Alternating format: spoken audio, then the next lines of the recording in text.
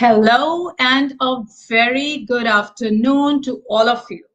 I am Geeta Tucker and it's my pleasure to welcome you all on behalf of First View Group to this power-packed webinar and award ceremony of WiNE Women in New Energy Leadership Awards 2022, which is powered by Solar Quarter, Wind Insider, and Energy Storage Pro. I am so glad that today this platform has brought all of us together to celebrate the contributions and achievements of all the women leaders in clean energy industry globally. Our experts today are an inspiration for many, and their insights and knowledge of the sector are a great takeaway for all of our dear audience today. Ladies and gentlemen, it gives me immense pleasure to introduce our very eminent panelist of today, talking about energy transition and the role of women in today's era. We are honored to have Dr. Vinnie Chen, Advisor MPIA and VP New Energy Ventures, Hibiscus Petroleum Berhad, Dr. Megha Pushpendra, Lead Strategic Communication at International Solar Alliance, Dr. Rashi Gupta, Founder and Managing Director of Vision Mechatronics Private Limited, Ms. Shiva Raha, Head New Initiative CEEW, Ms. Mafruda Rahman, Assistant Vice President, Infrastructure Development Company Limited, ITCOL, Ms. Samriti Bajaj, Senior Manager, National Solar Energy Federation of India. Ms. Samriti Bajaj is also our session moderator for today. Well, Ms. Megha will be joining us a little later in the panel.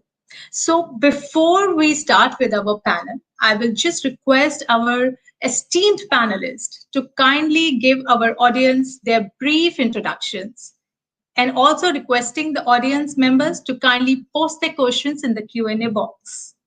Our panelists will be glad to take your questions at the end of the panel. Now, may I request Ms. Samriti to kindly address the panel. Ms. Samriti, the screen is all yours. Good afternoon, everyone. Besides Samriti Bajaj, Senior Manager from National Solar Energy Federation of India.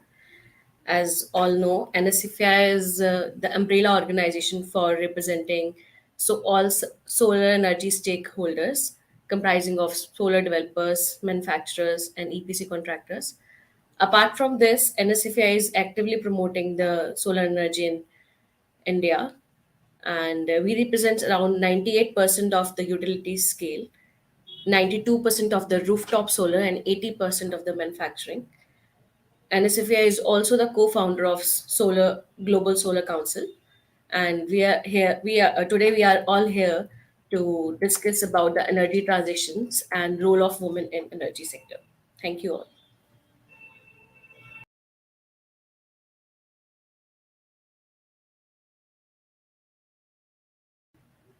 Now I would like to introduce, I would like all the panelists to introduce themselves. So first we can start with Dr. Vinnie Chen from Advisor MPIV VP Energy Ventures. Hi, good morning, good afternoon, good evening, wherever you may be.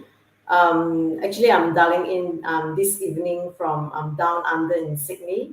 And first of all, thank you very much to the organizer, and also, of course, to Samriti for your kind introduction to let me have this time to actually introduce myself. Basically, most part of my careers, I've actually divided into two sections. The first half of my career was actually in the IT sector. And about 16 years ago, I've decided to actually move to find a better meaning for my life. And I felt that I wanted to do something that is better for the environment.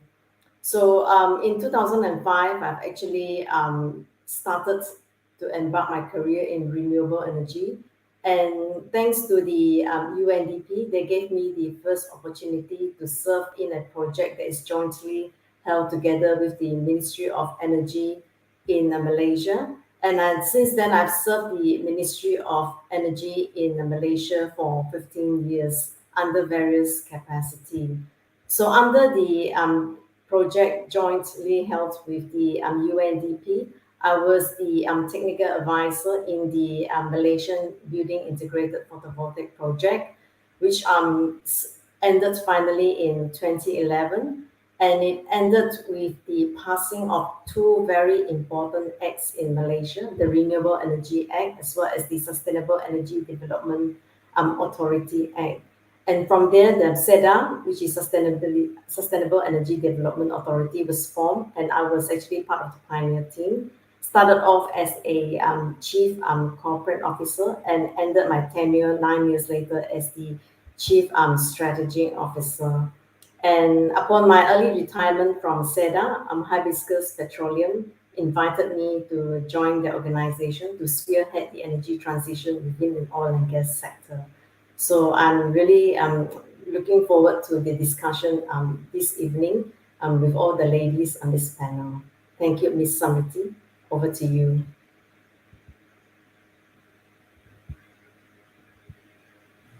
Thank you so much for the introduction, ma'am. I would also like to mention here, from listening to your introduction, I also want to add something. I also have I'm postgraduate in power systems in RISE, and I have started my career in teaching. For 3 to 4 years, I'm in the teaching line, and after that, a break of 4 years, I joined NSAFI. Mr. Pranav R. Mehta give me this opportunity to join him, and I learned a lot. And I'm very happy to see all women's growing in this sector, and we have a great opportunity as it is a very vast sector. Thank you so much for your introduction, ma'am. Next, we move on to Dr. Rashi Gupta from Vision. She's the founder of Vision Mechatronics. Dr. Rashi Gupta. Thank you, Smriti. It's a pleasure to be with all you esteemed panelists here. For me, Vision Mechatronics is my entrepreneurial venture. We are into robotics, renewable energy, and very specifically energy storage. We are in the forefronts with the lithium batteries and hybrid energy storage. We recently, just on Friday, got another award for our megawatt scale hybrid energy storage system at Gurgaon. So we're just celebrating that.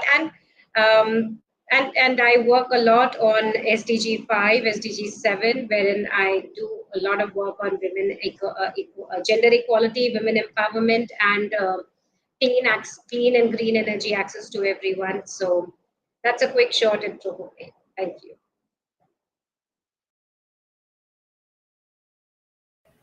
Thank you so much, Dr. Rashi.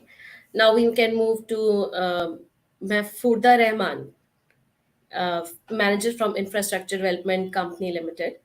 Ma'am, can you please introduce yourself? Hello, everyone. Am I audible? Okay, great. So this is Mafruda Rahman. I'm working in Infrastructure Development Company Limited. ITCOL, in short, we call it ITCOL. So ITCOL has been one of the pioneer in promoting renewable energy in Bangladesh. We are the first organization that through concession of finance has developed the renewable energy market for the Bangladesh. We have a record-breaking installation in the solar home system throughout every nook and corner of Bangladesh. And we are now assisting the government of Bangladesh to achieve its various NDC targets and SDG targets. So, in short, if I have to describe myself, I would say I'm a business development analyst with technical expertise in the financial modeling, market research, monitoring, and result measurement. And I have more than 8 years of experience in both the corporate and development sectors. Currently, my unit works for accessing the one of the biggest climate change fund, that is the Green Climate Fund of the UNFCCC, and we're trying to promote climate finance in Bangladesh, concessionary climate finance to encourage private sector participation. And this also includes, I'm very glad that I could speak on this platform because gender has always been an issue when we are trying to integrate, climate finance with the development aspects. So yes, if I'm allowed, I would actually like to talk more about a few of the initiatives that we have taken, a few of the platforms that we have, for the platforms that have been promoted by the World Bank and other development partners. And we want to share our experiences, and I want to learn more on how to integrate gender and how to integrate female engineers, or you'd say students or implementers in the energy and the infrastructure sector of the Bangladesh. Thank you so much for having me here, and I hope I would really have a good time and learn a lot from you all. Thank you so much. Thank you so much, Mufada. Next, we can move to Dr. Suva Raha. She is the head new initiatives from CEW. Thank you so much, ma'am, for joining us. Thank Can you, you please? Samriti. Yes, I can. Can you hear me? Yeah, yeah, Yes, ma'am. all right. And thank you for inviting me to this very august occasion, and very warm welcome to all my fellow panelists and to everybody who's joined us today. Very quickly, the Council on Energy, Environment, Water is a not-for-profit think tank. We are one of Asia's leading think tanks in the area of energy access, renewables, industrial sustainability, low carbon pathways, and so on. And our overall mission is to use data and analytics and strategic outreach to change the use, reuse, and misuse of resources. Now, having said that, my work over here is focused on policy advocacy and getting multiple senior stakeholders to the table, which is governments, Indian and foreign governments, industry, multilateral agencies, and civil society. And I also head some of our strategic initiatives, which right now includes people-centered energy transition, which is an important topic that we'll be discussing today, not just from the gender lens, but also overall societal lens of the energy transition and transformation that we're having. And then there are things such as the MSMEs that I would like to talk about. It's very good to have Dr. Gupta over here. I'm very, very impressed. And I would like to hear what she has to say on this. And I also want to talk a little bit about, the role of women going beyond the boundaries of India, and where do the opportunities lie in the value chains or the trade agreements that we're making internationally, and which is why this panel, I think, again becomes very relevant because we have speakers from across the world. So looking forward to that. Thank you very much. Thank you so much, Suva. I also want to add, like Dr. Rashi Gupta is very well known. We call her a battery wala in India. She was leading the renewable sector. So, moving our discussion to the energy transition and the role of women. As we all know today across the world, women are parties working as a leader and surpassing others in the spheres of life.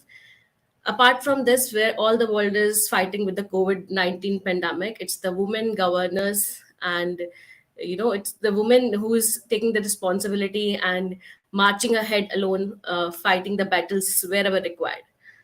Women, according to my opinion, it is not, women empowerment is not all about the authority.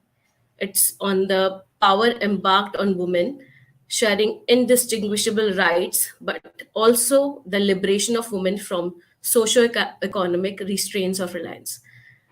Women comprises almost 50% of the country population, and they are independent enough to earn for themselves, and today they are earning in very well, and almost 20 to 25% of the, if we can say, working people are there. Now 20-25% comprises of the women only.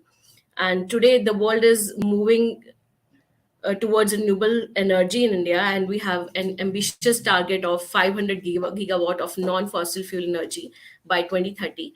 So where I think the role of the women in renewable energy sector plays a vital role. So moving towards our discussion, I would like everyone, if anyone can throw some light or can share their experiences or add some points about how the woman is growing in renewable energy. Anyone can start, please. Or we can start with Dr. Akshi Gupta. She can share her story. Well, thank you so much, Samriti. When you talk of women in renewable energy, we need to understand that renewable energies are very, very important. And why do women relate so much more to renewable energies? Because we ourselves are energy houses. We have forgotten to discover ourselves. It's time now that we discover our energies, how clean, green, and beautiful energy can be.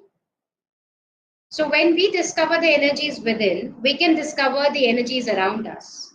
And the energies around us can be a reflection of what we are and what we want to be.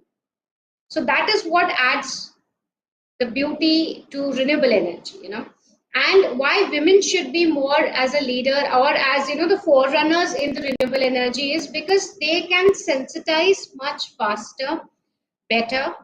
They can spread the word, and they can adapt and adopt, both adapt and adopt much faster than anyone else. So when we have these things added, the whole perspective of renewable energy will change. The achieving this target which you just mentioned will be much faster. And India is a very unique country. I mean, I'm just giving the Indian perspective, a short note on an Indian perspective here, because we are a very unique country. Faster adoption, easier adoption, and modifying it for our nature and our surrounding geography is very, very crucial to us. Women, there are certain challenges. I am not denying that it is so easy. It's absolutely challenging. Why? Because we have observed that women are more and more on the managerial and senior posts, but you don't see them ground up. You will not see every stage having a few women. I'm just saying a few women representatives here for a very specific reason. So, what do we do? How can we make the business environment or this renewable energy environment really safe and conducive and equal for men and women? We have to work towards equality and not just towards having more women on the bandwagon. No, we have to aim at equality, complete equality, and we are the torchbearers of that equality. When we start creating equality, we start looking at ourselves as equals, you will have equality in the sector. So it begins with us, that's very important. When I point a finger outside saying that, no, you have not treated me equal, the question is, have I treated myself as your equal?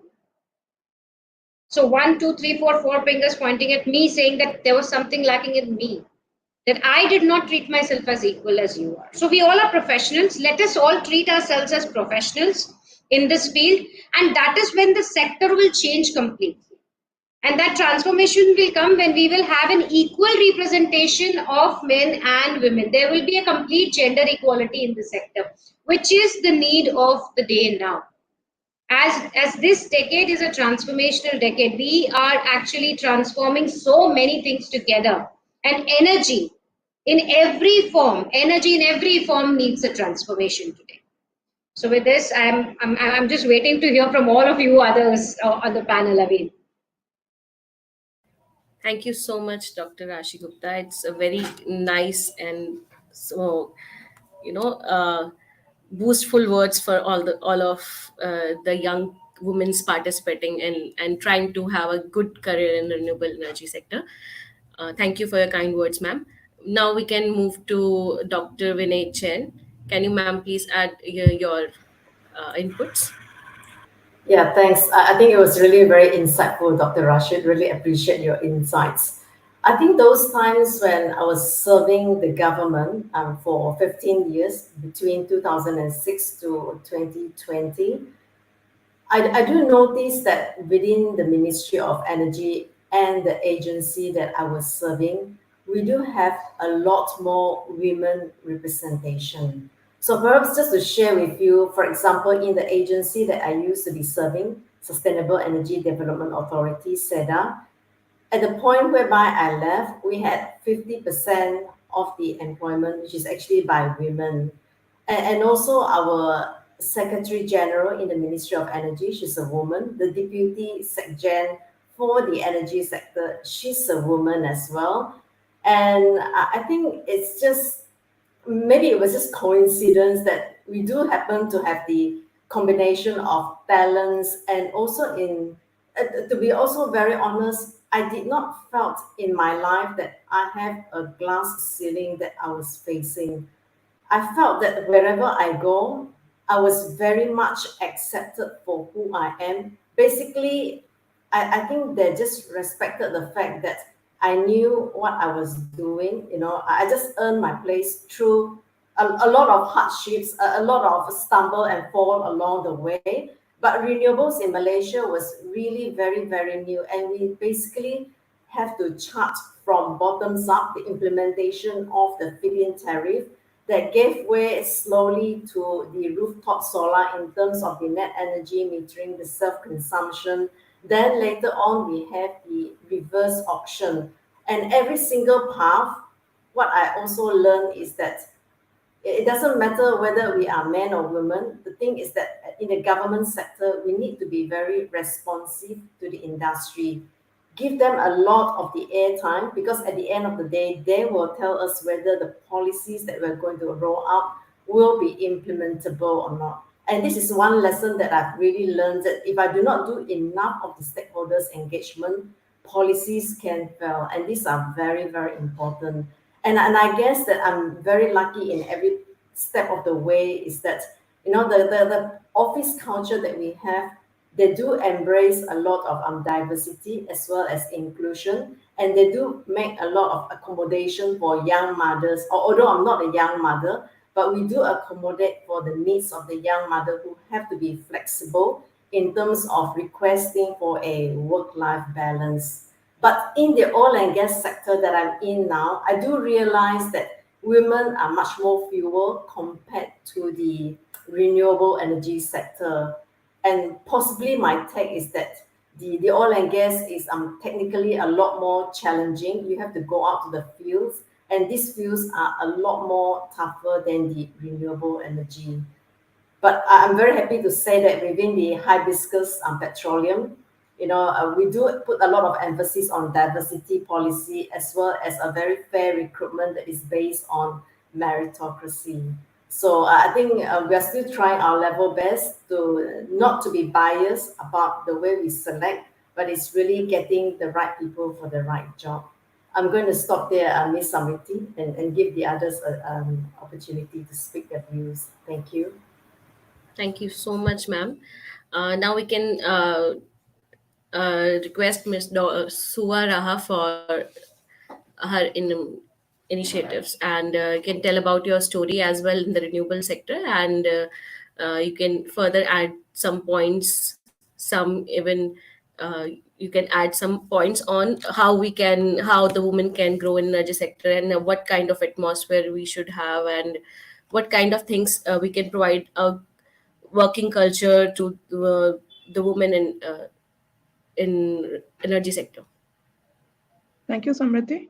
I was actually like Dr. Chen, originally in IT. I think for those of us who graduate from the STEMs, and it's easier to get into conventional fields such as that. And so you automatically go into established areas. Not saying those are easy for women to get into, but those are more natural choices that we have. And for example, when I came out of MBA, we really did not have renewables as a business. It's fairly new. I came into public policy when I joined the Confederation of Indian Industry after 15 years of IT, where I really felt that I wanted to move from project management and operations into something, like Dr. Chen said, a bit more purpose oriented or meaningful. And so at CII was my first real brush with governance systems, legislation, public policy. And this was in 2014, when India actually was setting its target of 175 gigawatts by 2022. And I was part of that process. I was also part of the entire process of declaring India's NDCs at Paris in 2015, which had our target of 40% non-fossil fuels. I was also very an integral part of setting up the International Solar Alliance, because CI was a partner to that. Megha's not joined yet, but she's somebody I worked very closely with in that initiative. I just want to so I have worked very closely since then with both government and with industry, and also with multilaterals who have a different perspective on this, and foreign governments who both of developed countries, which is the global north as we call them, as well as the emerging economies, and that's the global south. I just want to bring a couple of points, a little bit of data here, because we deal in data. And One part of this is, I'm going to keep aside organized or very large businesses who have very structured ways that they are now including gender into their programs, and but they are really the elite organizations, and so I'm going to sort of keep them aside for now. I'm not saying that they don't have a role, but they also have the financial or the knowledge or the industry support systems within the circles that they operate. It's easier for them to include women. I want to come a little bit to the micro, small, and medium enterprises segment, the MSME segment, which has in India about 64 million enterprises, and and it employs almost half of the Indian people, and the other half are mostly in agriculture. And there is also a real big overlap between agriculture and MSMEs that we want to really empower at the grassroots. So now, if we go by the annual report 2021 of the Ministry of Micro, Small and Medium Enterprises of Government of India, only 20% of the proprietary MSMEs are owned by women. These are majorly micro enterprises, just like 1% or 2% shops and things like that. Only 5% are small enterprises, and only 2% are medium enterprises, which are owned by women. And we also talk a lot about our startup. India's this land of unicorns, this, that. We keep hearing a lot about that right now. We have over 27,000 startups, and only 5% have women founders.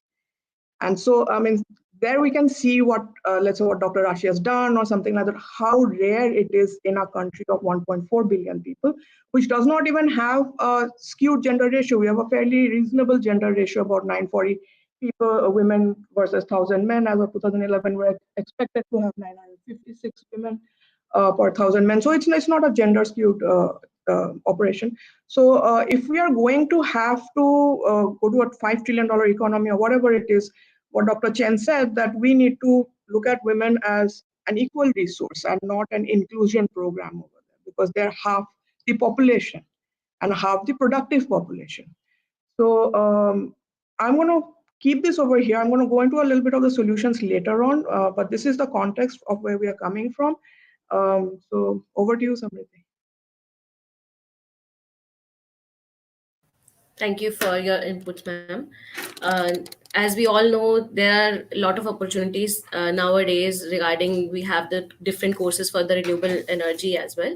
Mentioning it's for solar, it's for the renewable, it's for hydrogen. We are growing in every field, and it's a very great comeback for all, great opportunities for all the new, for the new who are want to have their career in a renewable energy. So there are very good initiatives right now. I don't think around back 7 8 backs there is no such kind of initiative, no such kind of courses are there. But nowadays we have planning, or already we are planning for renewable energy, and we have different courses available. We have different things to do, different separate courses as well available. So this are also increasing the women empowerment in renewable energy as well. And now moving this to Mafudra Rahman, can you please add your inputs regarding how we can build affinity in energy? Yes, thank you. It was actually wonderful listening to you all. Seems like the presence of the female engineers or the female technicians or female policymaker in the energy sector is actually a problem in the South Asian region of the world. Statistically, if I have to say that, around in Afghanistan, 21% women participation has been seen in the power sector. For Bangladesh, it's 6%. For Bhutan, it's 16.5%. For Maldives, it's only 0.24%. For Nepal, it's 6.2%. Pakistan, 4.6%, and Sri Lanka, 15%. So you can see this, actually the number is quite low. Why actually female, I would say, why is there gender bias in the energy sector, on the power sector, on the infrastructure sector? We have to understand why. What are the triggers, what are the barriers, what are restricting women to participate in this sector?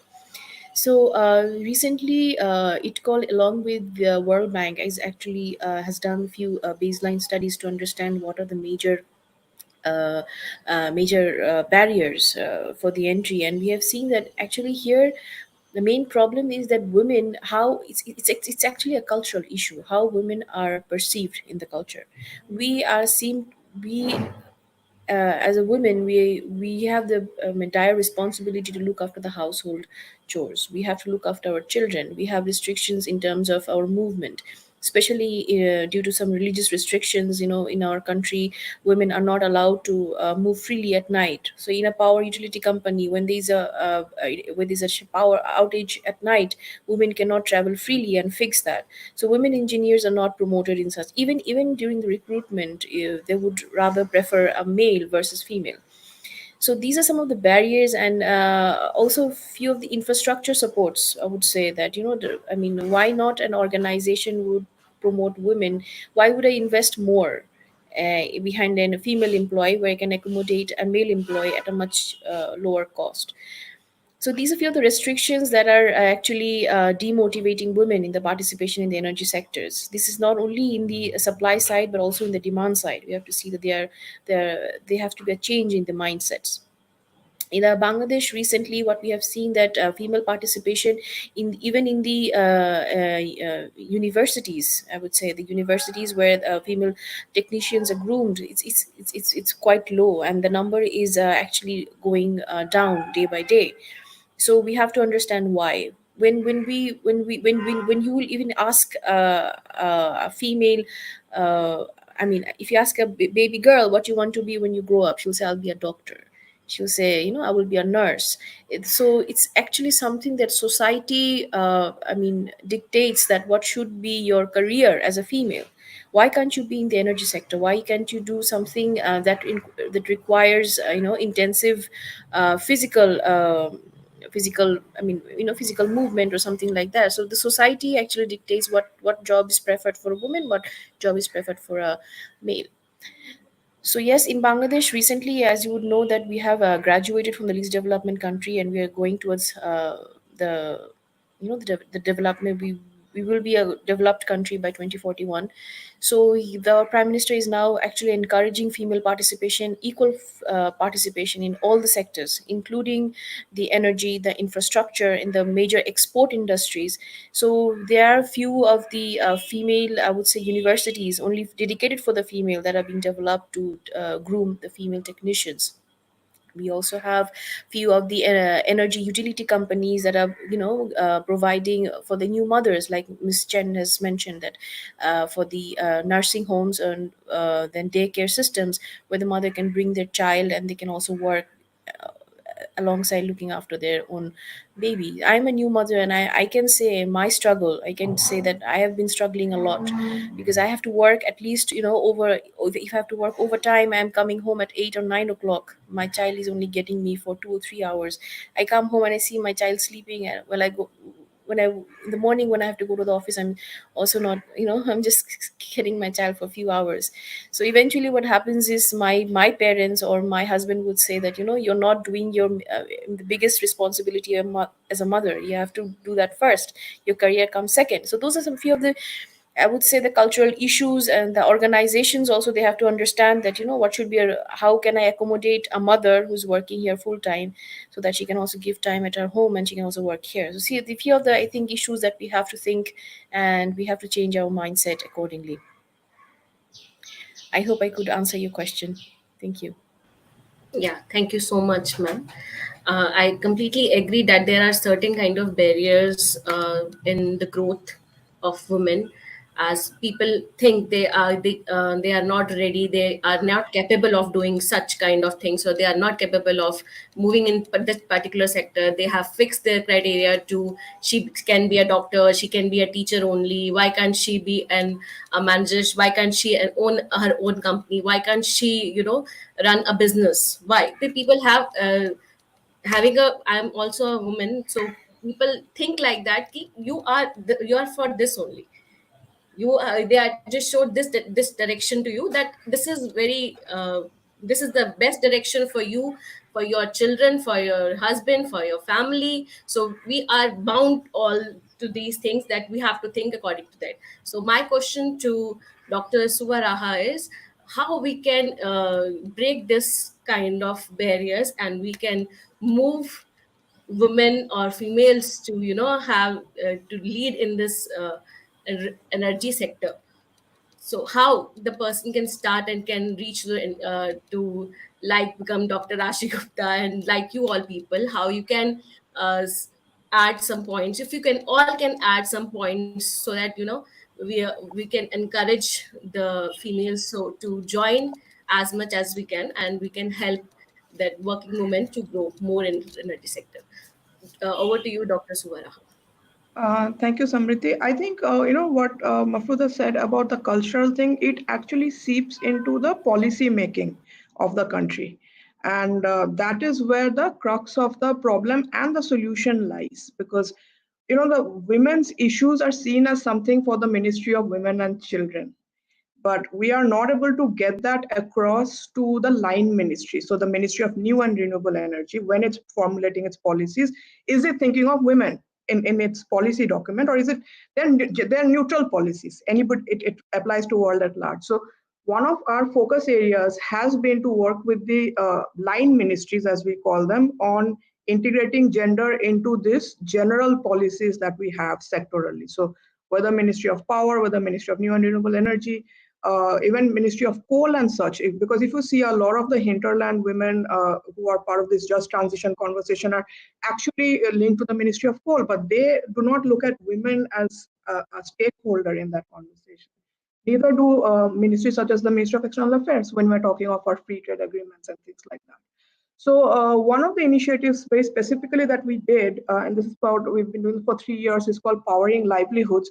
We wanted to do this go-to-market program for distributed renewable energy productive applications. So one side is where you have the DRE grids and such, but we also wanted to look at the consumer side of it. So post-farm gate operations like drying farm produce or chilling milk and so on and so forth, because we didn't want the women. One of the barriers, as we have discussed, is that women have time of day restrictions. They also cannot move far, they cannot travel far, so we didn't want the jobs to go away from them, because that literally takes it away from them.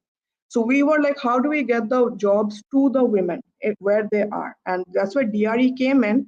So this Powering Livelihoods program has been going on for about actively for about 2 years. It's currently a grant then commercialization program. And when we actually gave it focused attention, 84% of the enterprises, 4,700 enterprises, are actually women right now. So that means that if you give it attention, then the women are able to become a part of this sort of economic transformation. One other thing that has happened is that we at the same time kept pushing with the Ministry of New and Renewable Energy. And just, I think, a month and a half ago, they've come out with the DRE policy for India, which again, for the first time, has a gender lens to it. So these are, you have to keep chipping away at it, because the sensitization, a lot of the times, I mean, we call out the discrimination, but it's not even conscious. They're not even thinking along those lines. They're not thinking, let's say the finance sector, if you look at them, a lot of the times if you go to funding women-led ventures, they would want the husband or the father to sign the collateral. And they would just not let and this is not related to having collateral. It's just a societal thought process that the man is a better guarantor. And I think Dr. Rashi wants to come in on this, please. I want to share a personal experience. When I started my company, nobody was ready to open a bank account. That time, those days, in 2009, 8, 9, you needed a introducer to open a current account, and I did not have any. And then, okay, somehow I managed through all of that. And then when I went for a loan, they said, "Are you the one running the company?" With such an expression on their face that, "Are you the one?" No, there must your brother or your father or somebody must be there to help you out, with this business. And I'm like, no, I'm the only one doing it. And do you have a problem with that? He's like, oh no, but how can women, work in robotics? I mean, my main core was robotics back then, and now I still have robotics as one of the divisions. So I'm like, why cannot we work? What is so different? I mean, we have 2 eyes, 2 ears, one nose, one mouth, 2 hands, 2 legs. What is so different about us? I mean, I literally told him, can you not treat me as a professional? I'm much more qualified than you are. Why cannot I do this business? And with great hesitation, my file was sanctioned with just for rupees 2 lakhs. For that amount, imagine when I started my business, I had to struggle so much. So what you say, Shubha, I completely agree with you on this. We have to have that transformation now. If it's not now, it's going to be never. It's now or never. That's what I wanted to add. Miss Samriti, do you think you can let me add on to what Mafruda has just mentioned about the challenges that she has faced with all this stereotyping? Yeah. Yeah, please, ma'am. Yeah, I think I would like to just share about my own personal experiences. I think all this stereotyping is really a real societal issue. I think I come from a family whereby my mom, she was actually not educated at all, and life for her was really very, very tough because she has to depend on just my father for for her own allowances. And she made it a point that all her daughters must be educated and they must be financially independent of their spouses. And I was also very blessed in a way that soon after I gave birth to our first daughter, eldest daughter, my mother-in-law volunteered to look after my daughter for us so that actually I can go back to the workforce. For her, she felt that it will be a waste if I do not actually contribute financially to the household. And also my husband was very supportive. He said that, please, go back to work so that you don't drive yourself crazy just looking at the four walls and looking at the baby. And lastly, my employer, he was also very supportive. He said to me, WiNE, I really need you to come back to work because I really am very stretched for resources. And that time I was actually working in New Zealand. And New Zealand, typically employer would give their staff 1 year off. So he actually mooted the concept of working from home. He actually took the entire desktop computer and set it up in my home, a dial-up modem, because in those days we did not have internet. And he asked me whether is it possible for you just to contribute a few hours every day, in the midst of if you can just fit in your time. And so I was able to get myself connected with the workplace for almost a year and only have to go to the office every now and then just to have some face-to-face meeting. And that really helps me to be able to keep in touch with what's happening in the office, and the integration and going back to the office was so much easier. And nothing to do with renewables, but just the way that everything just fits in, the stars simply align. And I think it's a societal thing. At the end of the day, we have to tell our children that it is okay for daughters to be seen as working and not just having to be stereotyped and just be responsible for the household. I think that's all I have to say. Thank you.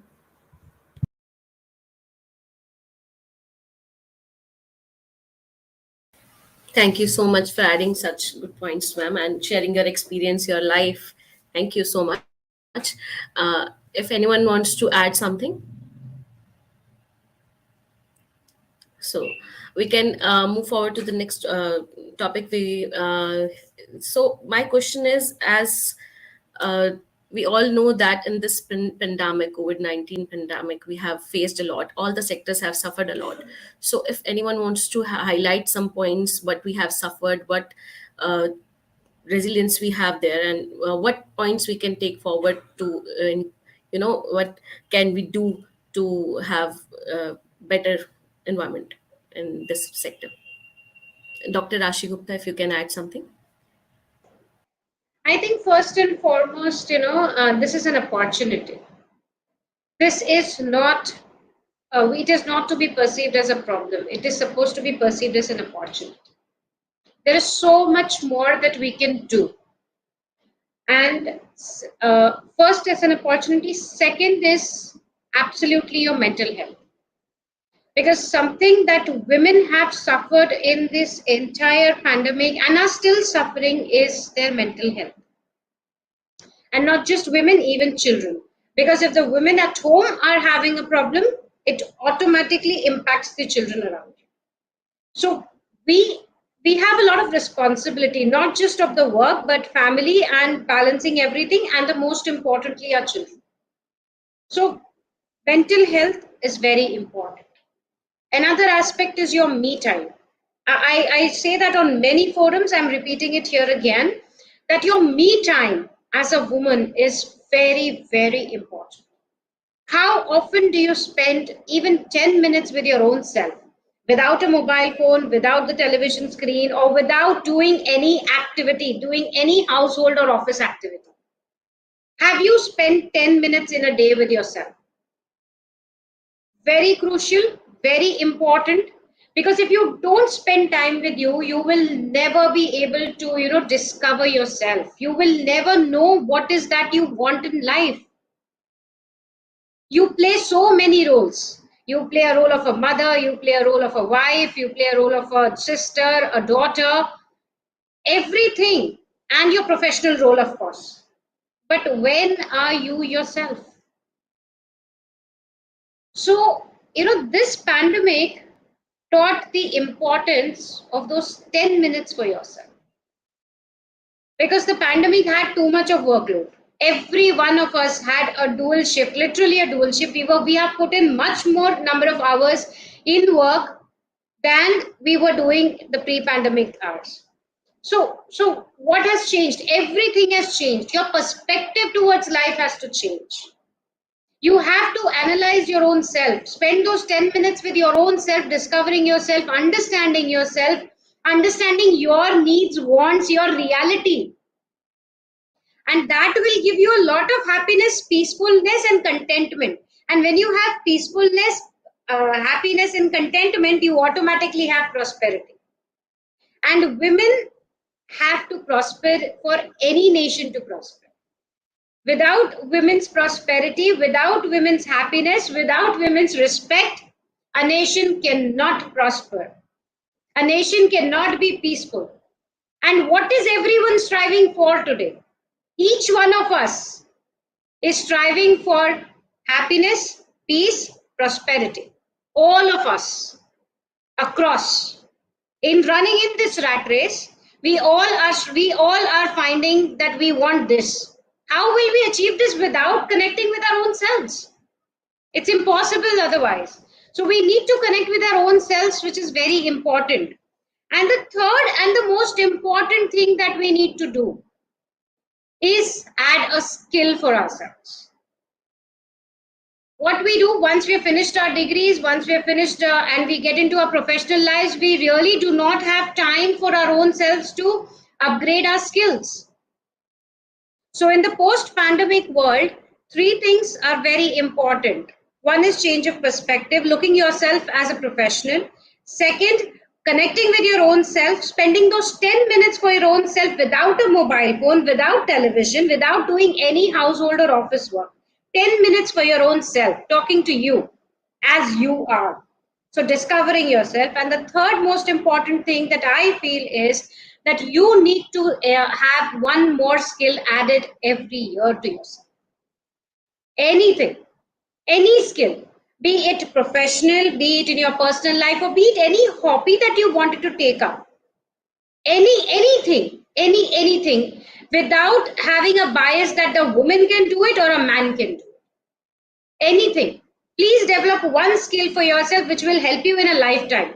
Any skill or any language that you have acquired or you have learned will never go waste in your lifetime. Somewhere or the other, you will be utilizing it. So please try and adopt these three things, and that will change the way your life is today. It will give you a complete new perspective, a complete new paradigm of happiness, and it will change your life 180 degrees. You will feel the change, and everyone around you will feel the change. Over to you, Smith.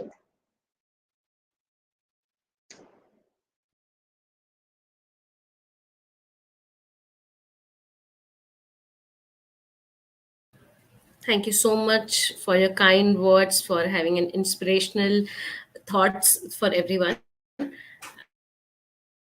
And it's very important for us to have spend time with ourselves. Very, very important. We must give 10 minutes to ourselves, to what we are, what we have done, to think about ourselves, what we are doing. So that way we can, if we that way, everyone can go like that way, and can obviously achieve heights in every sector. This is a very, very clear vision of Dr. Rashi Gupta, and very inspiring for all of us, for all the people who follow. And thank you so much. Next, my question, one more question I have for everyone today, that we know how this sector is growing, how we can add more to this sector, how we can add new things to this sector, what kind of initiatives we can take. So I would like Dr. Vinay Chen to throw some light on what kind of this topic. Thanks, Ms. Samriti. I'm assuming that you are asking with regards to renewable energy, how we can actually accelerate the entire agenda. I think just to again share Yeah. with my experience again, 15 years in the renewable energy sector, in the electricity sector, I thought was difficult. At that time, when I tried to do renewables, it was like the fossil fuel electricity was way cheaper than, say, if you want to deploy any of the renewables, and especially solar was the most expensive. And that's why we started off with the feed-in tariff, which was very successful. That was implemented by SEDA. And also, of course, the success was because globally the prices of the solar panel were dropping so very rapidly that it did not require a subsidy anymore from the feed-in tariff. Then it accelerated very quickly into the rooftop through the net energy metering and the self-consumption program, and the reverse auctions for the utility scale helps to actually bring down the prices further. So much so today that renewables in the electricity sector is much more well established. Very pleased to say that as at the end of 2020, renewables reach actually 23% of the national power mix. And SEDA has actually published a national renewable energy roadmap. The roadmap was actually started back in 2019 when I was in SEDA. So I actually was spearheading this particular roadmap until I left. So in that particular roadmap, Malaysia aspires to reach 31% of renewable energy in the power mix by 2025, and by 2035, then the aspiration is to reach 40%. And I think these targets are really very easily, we can reach the targets.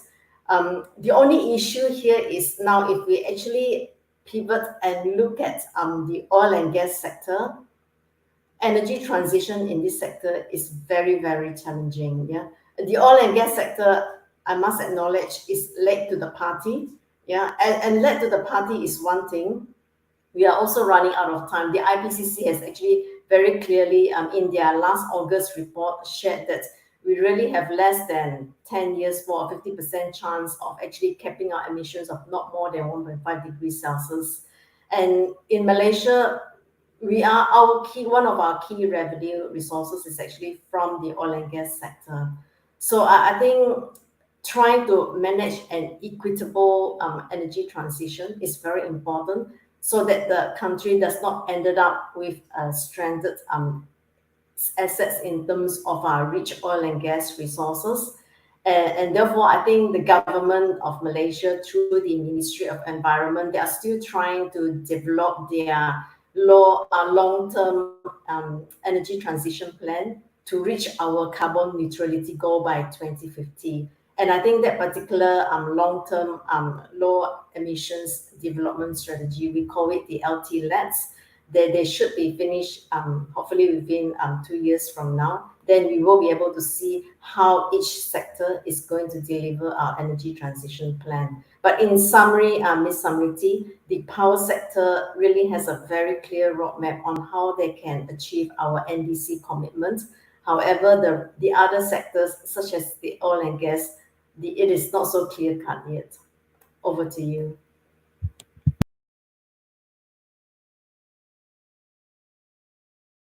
Thank you so much, Doctor.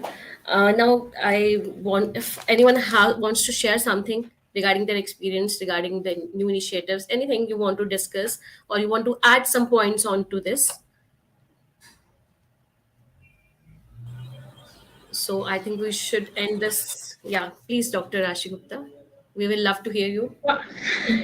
one thing that I feel we can do is, can we have a conscious effort in terms of, having equality in our organizations? A very conscious effort without compromising or without having any professional bias. If we can do that. So I tried in implementing this in my organization. Thankfully I had it, so it was easier for me to implement it. So what I tried to do was having equality in, at least in the number of employees. Very difficult, because you when you have to fulfill some positions, and you don't have women candidates, or you sometimes don't get male candidates, what do you do? It's pretty difficult. So, but somehow, with all the effort of my entire team, we have been able to achieve equality, equal men, equal women in the company. Very difficult, but we have taken a very conscious effort towards it. And I'm continuing with that effort further. Also, can each one of us, I mean, of course, time is required, a lot of commitment is required. Can each one of us look into mentoring the young girls? Because even Samriti at NSFEI, can you take up this as a focused project, specifically for renewable energies and energy sector? Okay, can we take up mentorship? And even this goes for First View Media and Solar Quarter and everyone who's listening and who can help us with this initiative of having women mentorship for young women and girls. Because what we have noticed is they come into STEM, they take their schooling in colleges up to STEM, but they do not take up career as STEM, which is very important for all of us. If the career is not, progressing in the STEM to a final level, it's just a certificate of paper. It's just a degree in paper. We don't want degree in paper. We want minds to work actually. So can we do something about implementing these ideas? I mean, this is out at large for everyone to think and contribute to this. Very, very important. But if we can all together work towards it. That's all from me. Thank you so much, ma'am. Very nice words to hear from you, that you have, uh, in your organization, you have the system of equality, giving equal opportunity to women as well.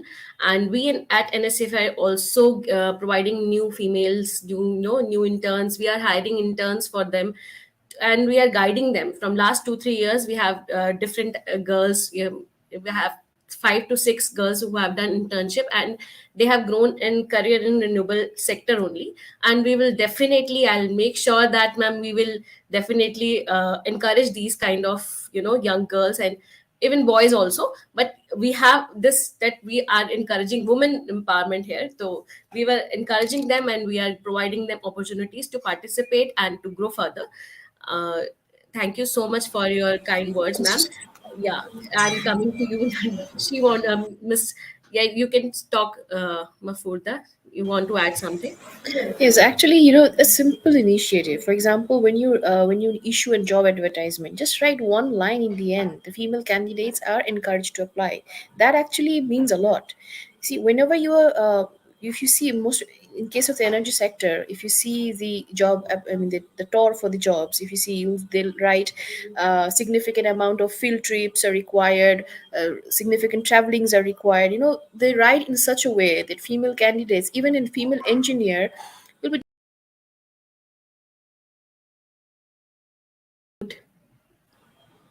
Sorry, can you hear me now? Yeah, please.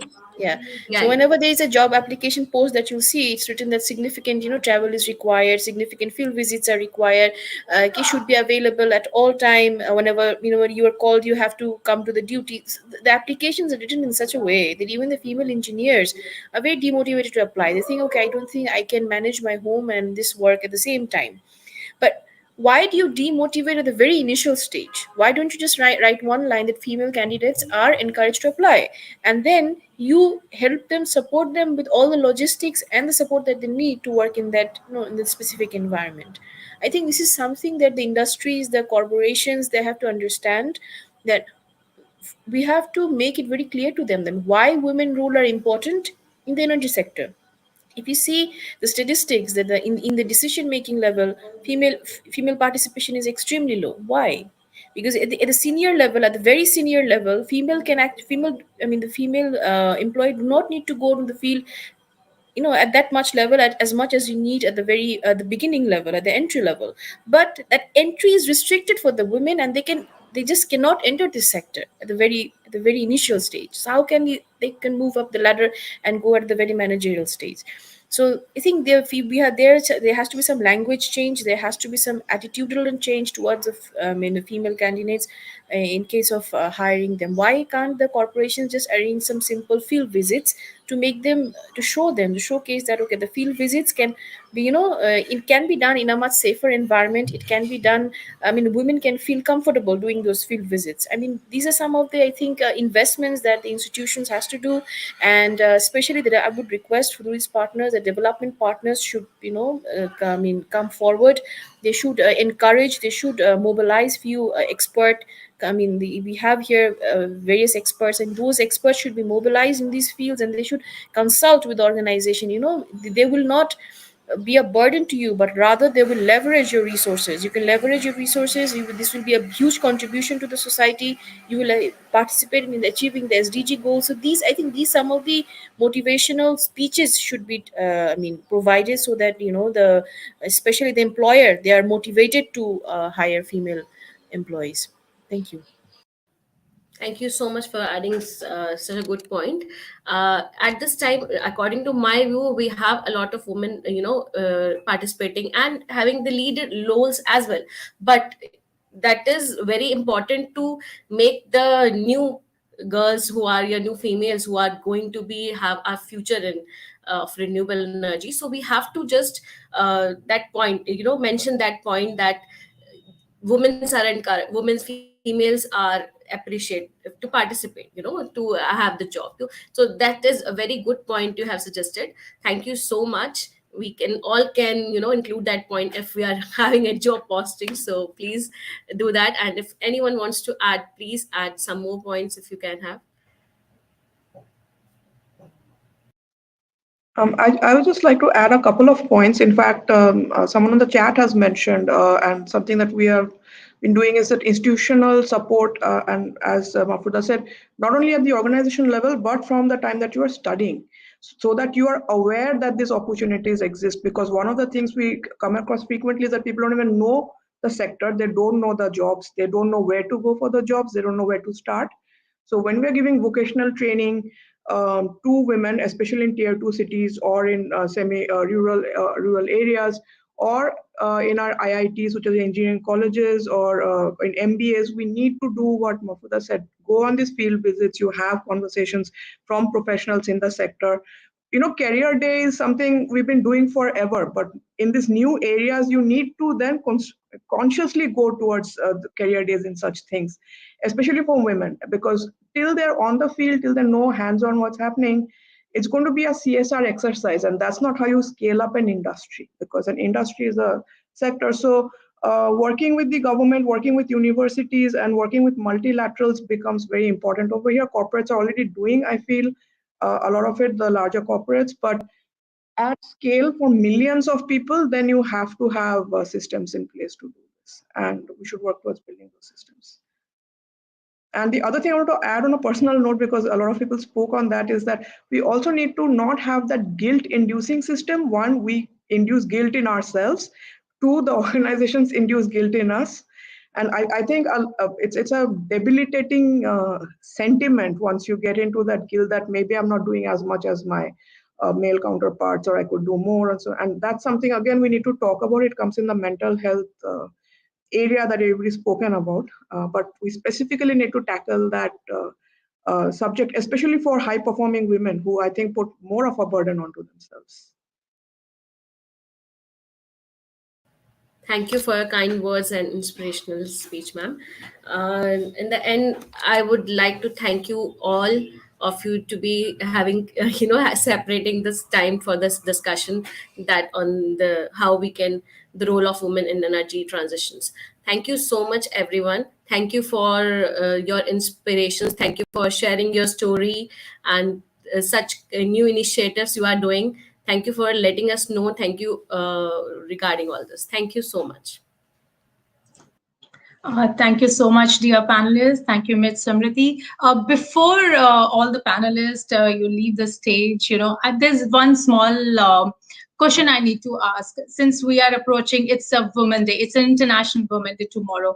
So kindly, all of you, just tell me what, according to you, is the significance of the Women Day? What exactly, how should we be celebrating that International Women's Day? What's there in, just give me your inputs on that. How should we go about it? So I'll start with Dr. Chen first. Ma'am, please provide your Thank inputs on you. that. Thank you, Geeta. I think for us, for the International Women's Day, I'd like to actually highlight on one of the important point is that we really need to have our own confidence, self-confidence as well. Sometimes, like what Miss Shubha is saying, we are very punitive on ourselves. Yeah, we judge ourselves a lot more harsher than the other counterparts. So we must always have a belief that we can do it. There are a lot of barriers out there we must acknowledge, but we must be strong and we must believe in ourselves. And as mother, we must encourage our daughters as well. I think this would be the parting words. Energy transition is a very challenging phenomena that we are going through, and we really need to capitalize on all the resources that we have, including the women capital. Thank you. Totally agree with you, ma'am. Very, very well put there. Very good thoughts and inputs on that. Next, I will just move the same question to Dr. Rashi Gupta. Ma'am, please provide your view. Firstly, I'll just say I really like that me time because I totally believe in that, that me time aspect was really, really good one. I think everybody should go ahead and initiate them in their lives too. Yes, ma'am, please provide your inputs on the International Women's Day. Well, thank you so much, Geeta. I think this Women's Day, let's discover ourselves. Let's analyze, why we have forgotten our own values, why we do not value ourselves. We have worked for everybody else in this lifetime. When are we going to work for ourselves? Your day starts probably at 5 or 6, or maybe a little earlier than that as well in the morning. I could, in fact, hear even in Rafurda's, audio, some child's voice. It was nice, actually, but then still.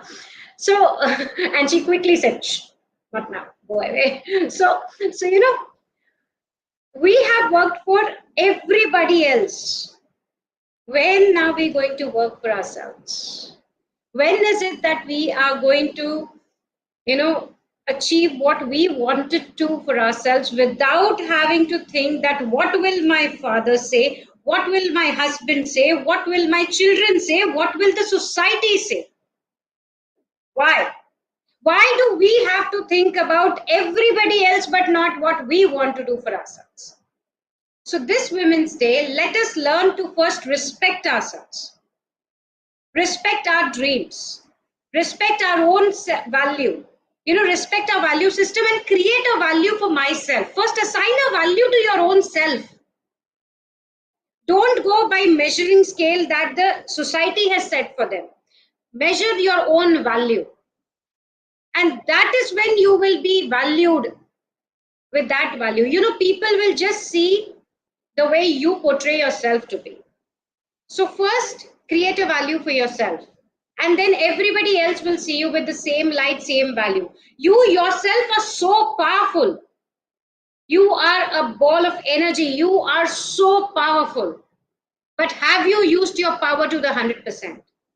If not, then this Women's Day, begin with using your power to the maximum. Encash that power, unleash that power, and see the transformation. It is a beautiful picture that is waiting to be painted for you. So begin this Women's Day. That's my message. Amazing, ma'am. What a speech, I must say. Truly very, very inspiring. I'm sure it's a great, great takeaway for all our audience. Hearing from all of you expert ladies about your own journeys going on. Next, I'll just go to Ms. Shubha. Ms. Shubha, kindly provide your inputs also. Before that, I have to say that I think I'm going to have to take Dr. Gupta's battery pack with me every day when I go to work, so that by the evening I still have that energy in me and that inspiration continues. So thank you for that. Yeah. And so I just want to say that while we're affirming this to ourselves, I would also like people who are invested in the success of women, family members, or their partners, to also affirm on this Women's Day that we will go that extra mile to support the women in our lives and to help them achieve this. And so, I mean, I have had this discussion many times with a lot of people, and I keep saying that, I'm waiting for that day when we'll not have a Women's Day, but every day is going to be the Women's Day, and it's going to be a Women's Year. So I'm going to close with that. Thank you. That was really, I mean, like really thumbs up, Miss Rashi. You did a good job. Great saying, Ms. Shubha. I really agree on that one, that why should we have a Men's Day and Women's Day, separately. So, and, great inputs from your end. Next to Ms. Mafruda, please provide your inputs too on the Women International Day. I think for me, tomorrow I'll just wake up and call my mom and say, thank you. You're my hero. Whatever she has done, she has never been a professional worker. She's been a homemaker throughout her life. But I guess even as a homemaker, what she has done, I mean, for us and for everyone, I mean, the contribution of a woman in the society is so enormous. I mean, a one day celebration of one day is not enough. We have to, even as a, I mean, even the women, women also sometimes criticize other women, even though they're facing the same difficulties. I think we have to overcome these things. We have to understand that as a woman that we are superhumans. I think we are doing so many right, we are doing so many things at the same time. So yeah, recognize that, thank them. I mean, yeah, I think I'll say thank you to my mom first. Thank you. So in that sense, I should say, Ms. Afruda, that, we first have to salute ourselves for all the great work and being superwomen in our own field, in our own way, personally, professionally, whatever way it is. Thank you so much. Great inputs. I will now hand over the mic to Ms. Samriti. Kindly provide your inputs on this. Thank you so much. I just want to add that as we know already, everyone has added that we are playing the role of a mother, we are playing the role of a daughter, we are playing the role of a wife, sister, everything we are here, we are doing for themselves. We should now at least encourage ourselves to what makes us happy, what we want to do in our life. So we should also focus on that. And in this International Women Day, I promising myself, I'm taking the pledge that I will initiate more participation of female counterparts in this industry, in this sector. Thank you so much. Thank you so much. Heartiest thanks and congratulations to all our leaders out here on the International Women Day. And hope we see a lot of different initiatives. And, like Ms. Shubha said, I totally agree that we don't need to spend International Women Day separately. That kind of equality that we are looking at, and great contributions from all of you great leaders. Thank you so much for gracing our panel today. Thank you so much, Ms. Samriti, for moderating this wonderful session. It was a pleasure having you all. Thank you so much. Thank you. Thank you so much. Thank you. Thank you. Thank you. Thanks. Bye. Bye. Well, with this, we have come to the end of the webinar.